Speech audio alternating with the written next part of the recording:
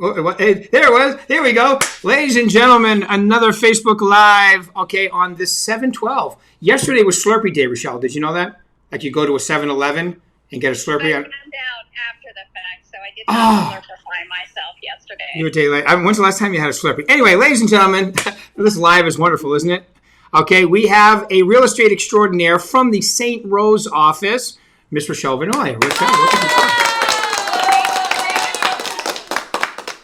All right, on 7/12, which is 24 hours after 7/11, which is the day that you can get a free Slurpee. All right, so Rochelle, tell us a little about yourself, how long you've been doing this, all that good stuff, please. So I have been a real estate agent now for 20 years here, all in the Las Vegas market. So I work Las Vegas, Henderson, North Las Vegas.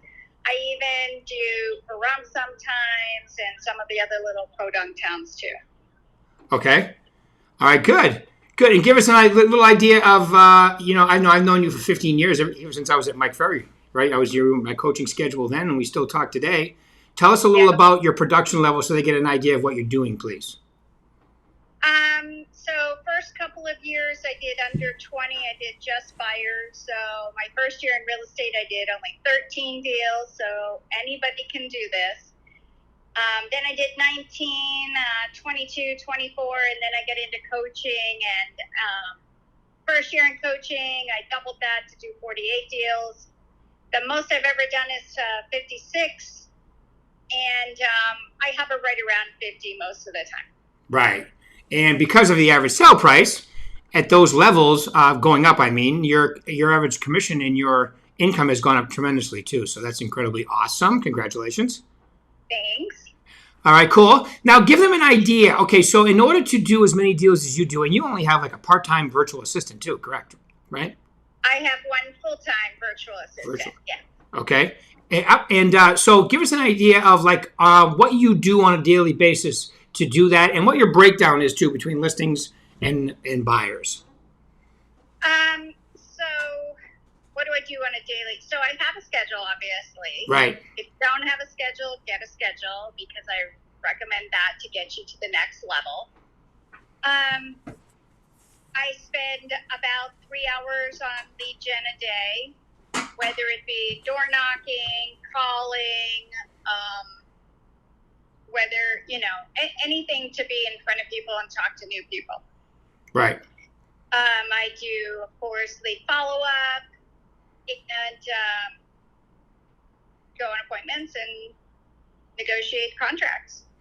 Excellent. Are you going to the prospecting competition tomorrow at the Southwest office?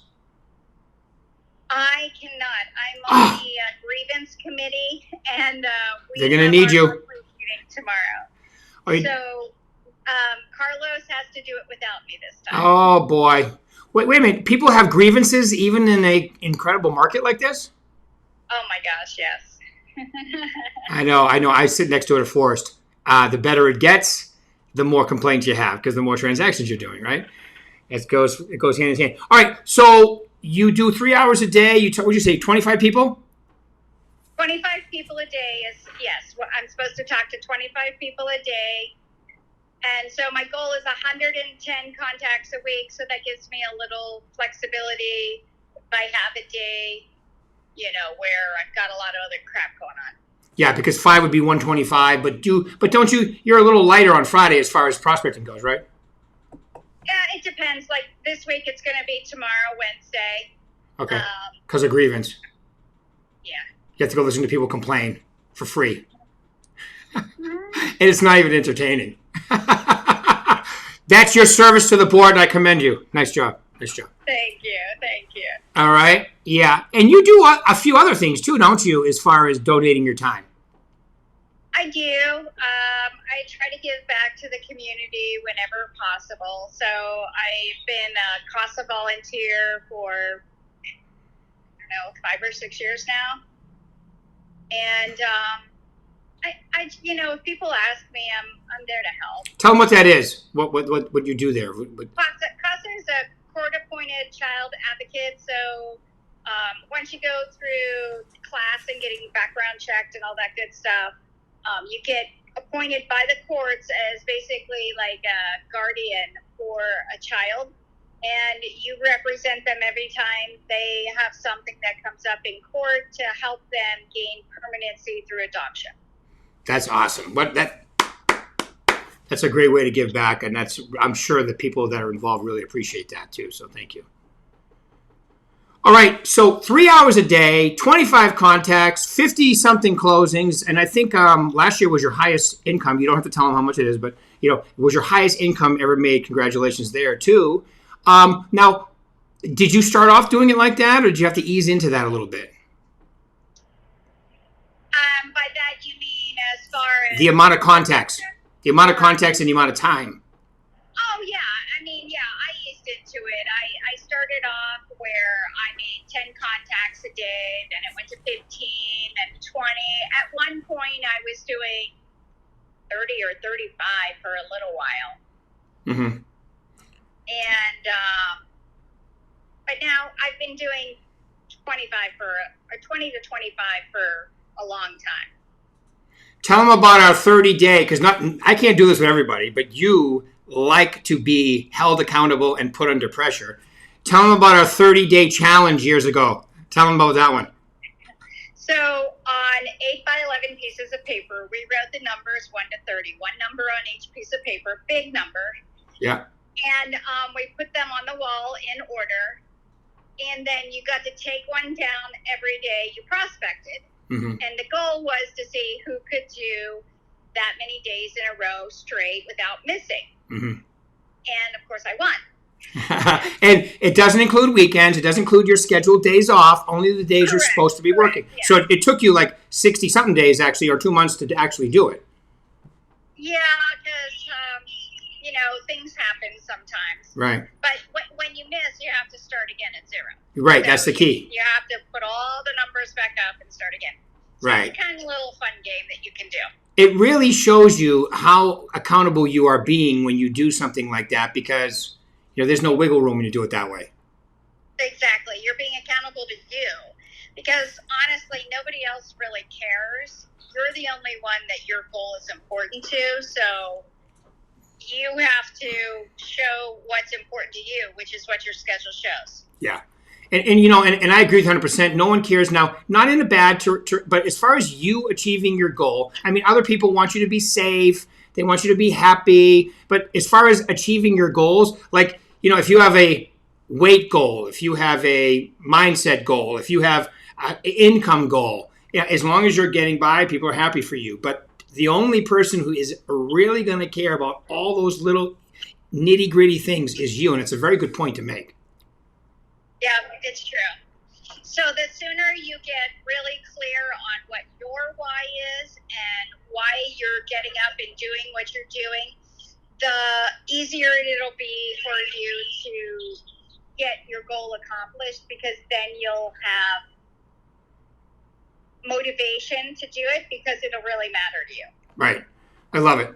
Okay, now to get comfortable on the phone, to get good at it and door knocking, like you mentioned you did.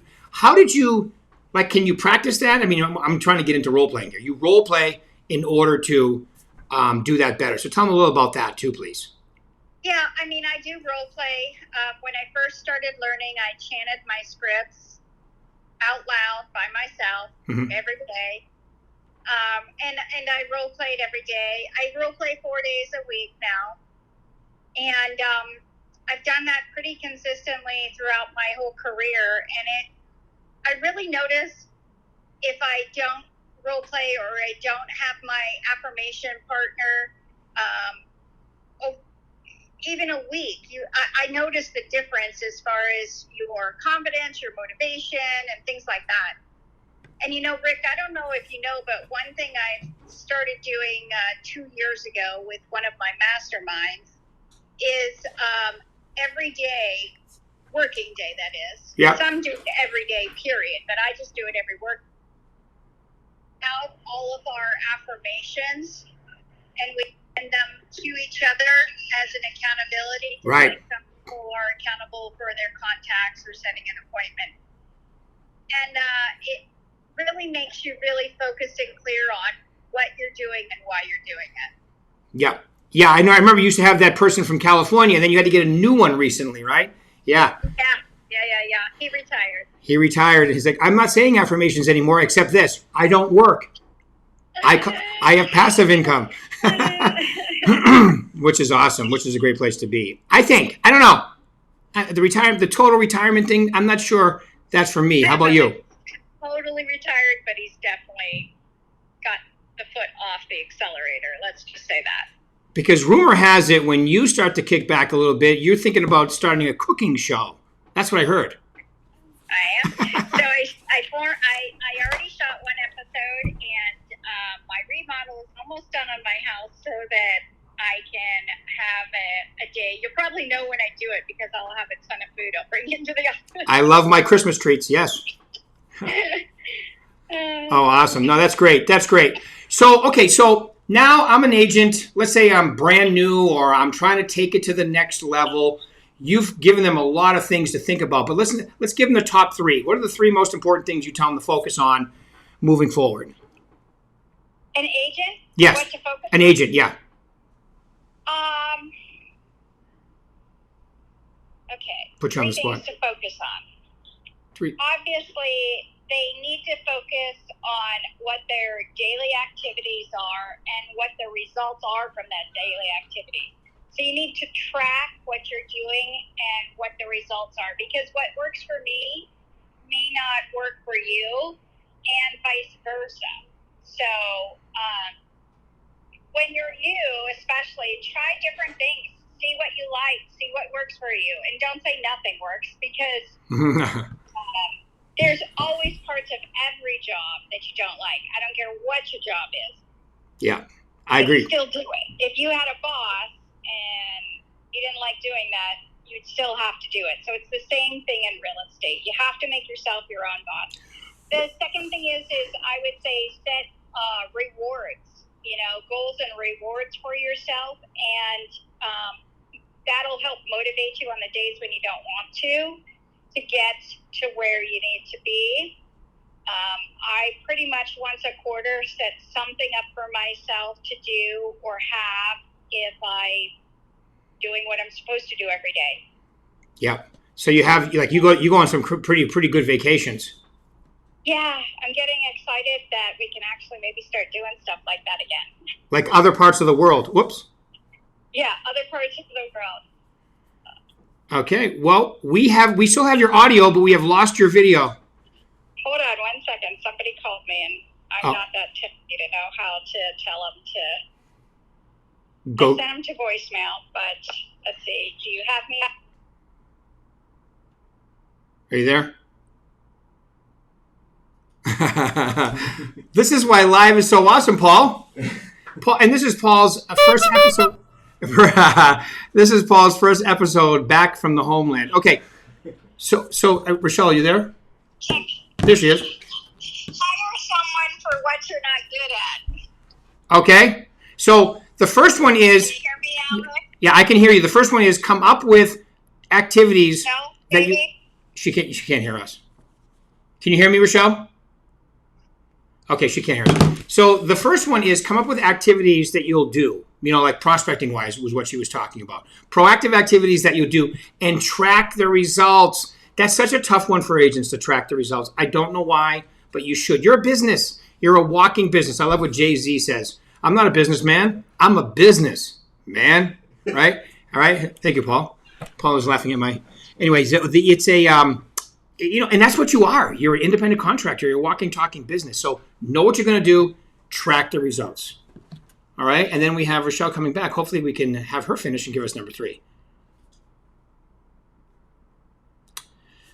So there she is. Okay, she's back, folks. Hold on a second. I'm going to do what I did last time.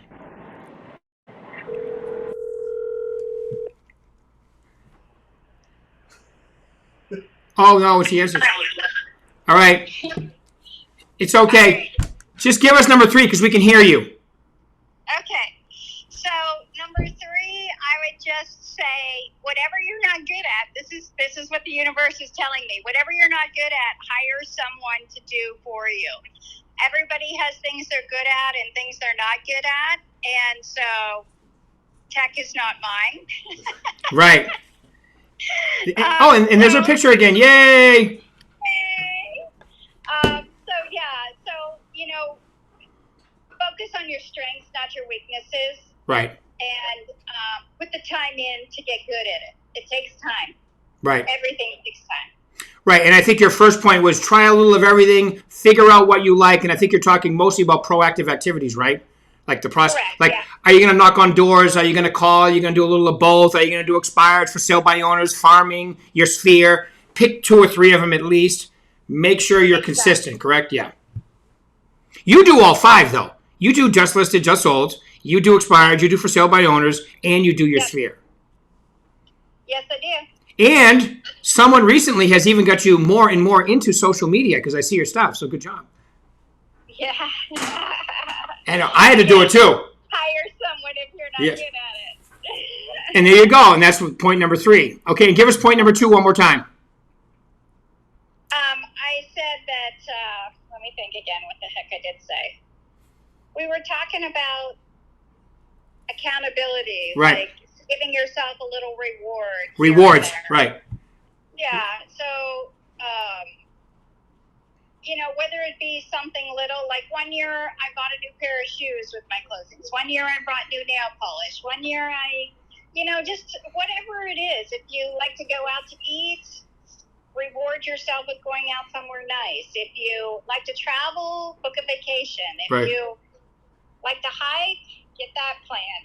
Whatever the carrot is that'll make you get off the couch. Right. And then now it's like the last couple of years you've been going to all over the place. Europe you went to all over the place. I can't remember exactly where they were, but great vacations. And you bring the whole family too, which is nice. Yeah, we do. Yeah. All right, cool. Any final words you want to leave these lovely people? Real estate can be an amazing career, and the best thing I think about real estate is you can tailor it to whatever you want. You don't have to be a multi-million-dollar producer.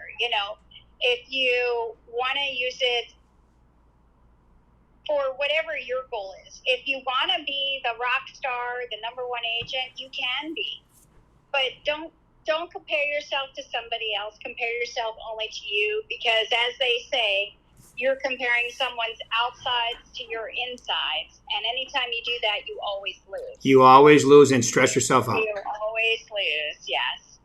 Yes. And you never lose, you never fail until you don't get up and try again. Very good. Yep. Awesome, Rochelle. Well, I just want to say thank you very much for taking your time out today, which is completely helpful. All right, and I really appreciate it. You have a wonderful day. Look forward to talking to you soon. And bye, everybody else. We'll do this again on Thursday. Thanks, Rochelle.